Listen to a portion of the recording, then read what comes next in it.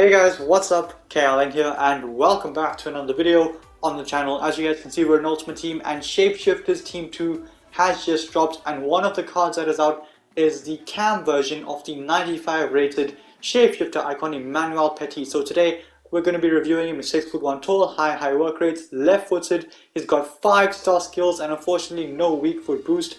I picked him up for around 300,000 coins. Now he can start at right wing, right mid and cam. Obviously it's an icon and it's got the French links as well. Now when it comes down to the chem style, I've gone with the Deadeye chem style. The pace on the card is more than good enough because I'm going to be trying him out at cam. I feel like 93 pace at cam is definitely enough to do the job. So pace is perfectly fine. The shooting does look absolutely insane with the Deadeye chem style. Maxed out attack positioning, 98 finishing, maxed out shot power, 97 long shots and 76 penalties along with 85 volleys. Passing looks mental, maxed out vision and short pass with 96 curve, long pass looks insane at 97, dribbling looks phenomenal. He's got 98 agility, 92 balance, 97 reactions, 99 ball control with 96 dribbling and composure. Couple that with the 5-star skills, I'm expecting this guy to feel insane despite being 6'2" tall and despite being Emmanuel Petit. Defending on the card is obviously going to be worse than his normal card because that's the whole point of Shapeshifters. And looking at the physical on the card, the strength and aggression are decent enough and the stamina should be enough to last in the full 90. It's got the flare trait and the flare passes trait. And so without further ado, let's jump straight into the gameplay highlights with 95 rated cam Emmanuel Petit, and starting off with a beautiful pass on the 3-star weak foot through to Di Natale, who was able to take it in a stride and do the rest. By the way, I'm going to be trying this card out at cam. I tried him out as striker for a bit as well in this first game actually.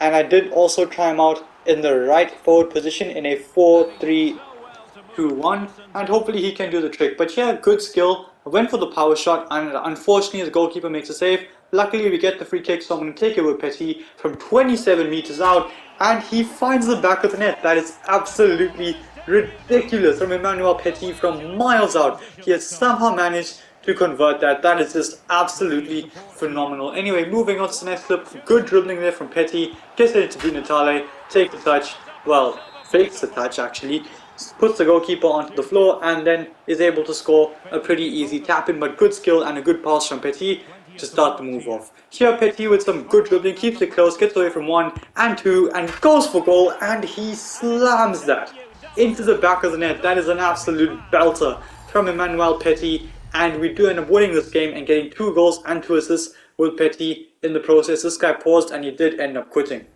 But before we head into the next match of this video, just want to revisit that free kick because honestly, that is sensational. I agree the goalkeeper was a bit spazzed there, but that free kick from Petit, it is the furthest free kick I've scored this FIFA, 27 meters. It's absolutely sensational. I really didn't expect that to go in. I just thought, why not?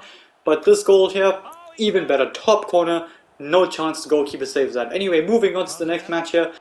Martinelli lays it off for De Bruyne, who makes a beautiful first time pass through to Petit, who is able to control it on the chest, and the volley at the end of it is spectacular. Once more, finds the top corner. Anyway, heading on to the next clip here. Great dribbling from Emmanuel Petit. Plays it in behind perfectly for Martinelli, who loops it over the goalkeeper, and it is 2-0 in this game. This guy pauses, 30 minutes in, he's had enough, and he also ends up quitting. Anyway, heading on to the third match of this video. Busquets wins it back. This one falls to Petit. Martinelli one way, Di Natale the other. He finds Martinelli, who gets away from Varane and places it into the bottom corner, getting Petit another assist in yet another game. But we're not done just yet. Busquets comes in with a crunching tackle on Mbappe. Here, Modric gets it into Busquets again. He finds Petit, and I'm just going to try and maybe create a chance here. Almost puts Pedri onto the floor. And a series of flip-flaps that you guys will witness right here. I decided to go for a bit of a spin there, go for the power shot as well, and he ends up scoring. Absolutely ridiculous. The skill, the dribbling, good control it, keep the ball close to his body, and the finish at the end of it is just absolutely spectacular. Anyway, that was that for that game. Again, 1 goal and 1 assist, as he so often does get apparently. But here, De Bruyne gets that into Petit, who makes a beautiful pass in behind. Martinelli's through on goal this time, and this time, well, pretty much again, I'm going to go for the chip shot, and Martinelli does end up getting Petit another assist of this video. Here, just showing a dribbling on the card, brilliant skill there, and unfortunately I wanted to cut inside and go for the finesse shot, but we get tackled at the last second. Here Cafu with a ridiculous pass into Petit, great control, brilliant skill, and he hits the crossbar, but don't worry, he does end up scoring the rebound. Good header, just knocks it into the back of the net. And it's 2-2 in this game. 1 goal and 1 assist so far for Petit. But here he drops really deep from the cam position, holds off to Pai, makes that pass into Modric, continues his run forward. Good skill to get past Ronald Koeman, makes that pass into Di Natale, who goes ahead and does the rest. Good finish after a good turn, but all that coming from Emmanuel Petit, really at the heart of things there, and he does end up getting another assist in this game. And here, to get yet another goal actually, Modric gets it into Rodrigo. Rodrigo finds Petit, great touch to get past his man, and the finish at the near post is spectacular. And we do end up scoring the last goal of this game, and well, the last goal of this video in general. So guys, since that is the last goal of this video, it is time now to review the card. And as you guys will see from the player bio, in 5 games he's managed 6 goals and 6 assists from that cam position, averaging just over a goal per game. It's actually not even 5 games. I did quit one after like 10 minutes and everybody else ended up quitting after like 30 minutes. So we'll call it about 4 games in total where he's managed to get 12 goal contributions. That's 3 goal contributions per game, which is absolutely ridiculous.